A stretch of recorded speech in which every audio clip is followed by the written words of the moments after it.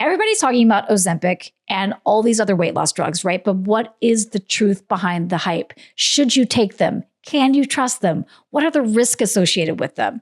But guess what? We've got a trusted voice with Johann Hari, and he just wrote and published Magic Pill, the extraordinary benefits and disturbing risk of the new weight loss drugs. I don't want to exercise. I'll just take Ozempic. I started Wegovy 42 weeks ago today. All right, Ozempic Pro Tips Part 1. The best time to take Wegovy. This new trending drug called Ozempic. I lost 40 pounds on Wegovy. Wegovy.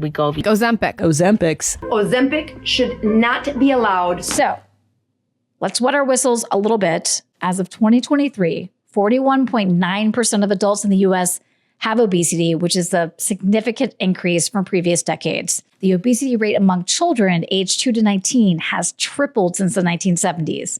This is now affecting nearly 20% of US children. We are a body positive podcast, but we're just going to be talking about obesity rates to kind of get a better understanding of why America has kind of gone a little bit gonzo for all of these different kinds of weight loss medications. In this episode, we are going to cover everything that you need to know about all of these different weight loss drugs, such as Ozempic, Ozempic, Wegovy, Rybelsus, how they came to be, how they work, and all of the risk associated with them. And lastly, most importantly, what the author says that you need to consider before getting on any of these, because he took them himself. He took Ozempic and he went through this whole journey. Let's get into it. Welcome to Bookwise from bookclub.com.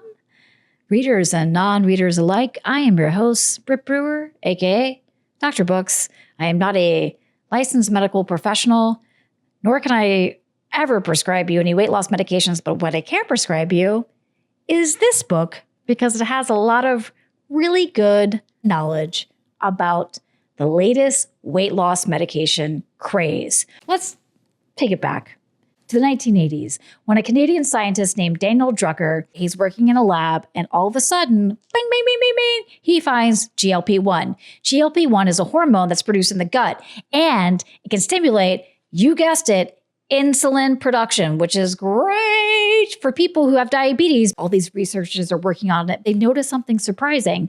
Not only did it produce insulin, but guess what? It also made people who were taking it feel fuller and not so hungry.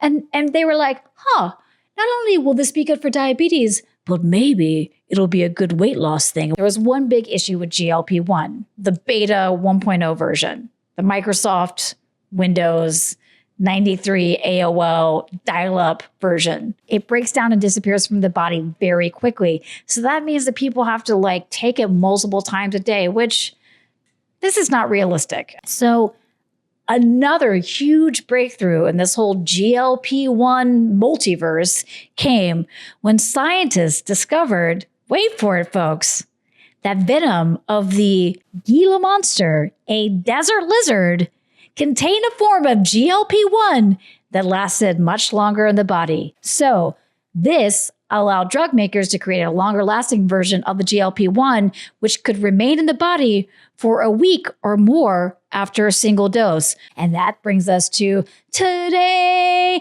And how do these weight loss drugs work?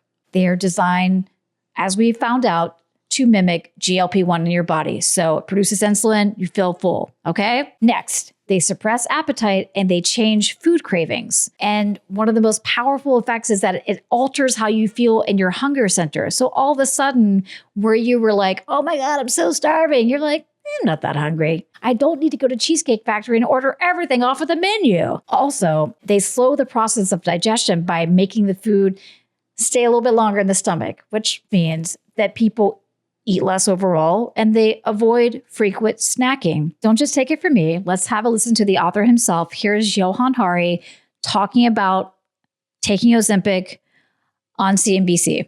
The second day I took it, I woke up and I was lying in bed and I thought, I feel something really strange. What am I feeling? I couldn't locate in my body what it was. And then I realized I had woken up and I wasn't hungry. That had never happened to me before, right? And I went to a diner just up the street from where I live, and I ordered what I used to order every morning, which was a huge brown chicken roll with loads of mayo in it and loads of chicken.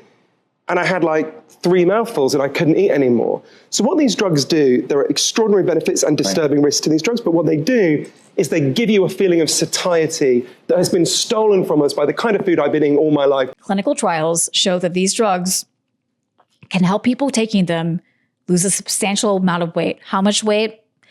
We're talking 20 to 25% of their body weight.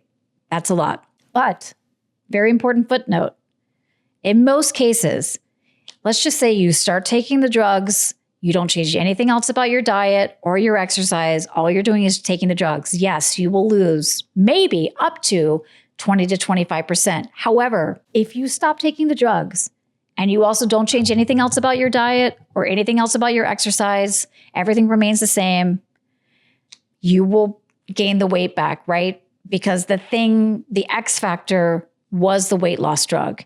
So if you don't want to change anything else, you have to keep taking the drug.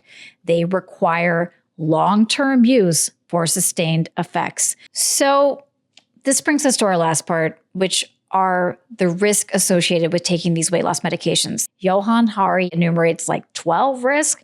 We're going to give you 5.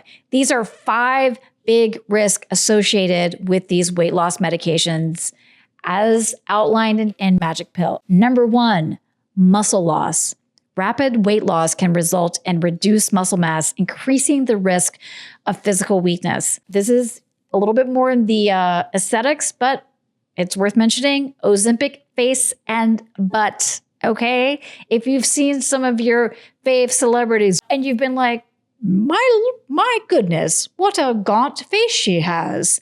That's because, Ozempic, it can cause your face to kind of look gaunt, and then your butt kind of looks like a basketball that's been deflated, and then you got to get a Brazilian butt lift like the one that I'm pretty sure Drake got. Okay, so there's that. Thyroid cancer.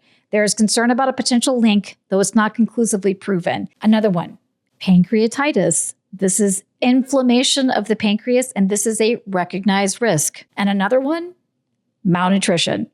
Reduced appetite may lead to insufficient nutrient intake. If you were having 1 French fry a day, that is not good. That is not good. So does Johann Hari, who wrote this book, took Ozempic, lost a significant amount of weight, does he think that people should do it? Well, it's not a non-answer, but here's what he says. Many of us start to take these drugs and experience a significant weight loss and see our health improve, and it wakes us up to ask, how do we get into this situation in the first place? How do we end up with a food system so dysfunctional that we need to engage in a program of mass drugging to protect us from it? Do we want our kids to have to drug themselves this way? The people of Japan, they don't need these drugs, so why do we?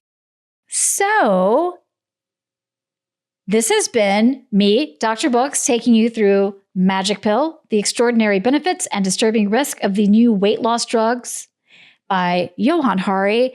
And I learned a lot. I hope you learned a lot. And this has been Bookwise by bookclub.com.